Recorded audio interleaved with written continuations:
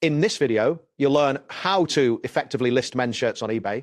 By following these steps, you will create appealing listings that attract buyers and reduce the likelihood of returns. Start by gathering accurate measurements of the shirt you intend to sell. This includes the chest width, the overall length, sleeve length, and the brand size. Providing these details is essential as it helps potential buyers make informed decisions and reduces the chances of returns due to sizing issues. Next, it's important to use clear photos of the shirt, capture images of the front and back, as well as the tags to provide buyers with a complete view of the item. Make sure to highlight any flaws or imperfections. Proper lighting is crucial to showcase the true color and condition of the shirt, as this will enhance the buyer's experience and confidence in your listing. After taking your photos, move on to writing detailed condition notes for the shirt.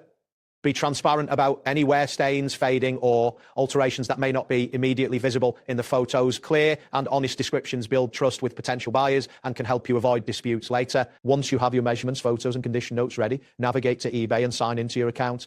If prompted, enter your credentials to access your seller dashboard. This is where you will create your listing. Now click on the option to sell found on the eBay homepage.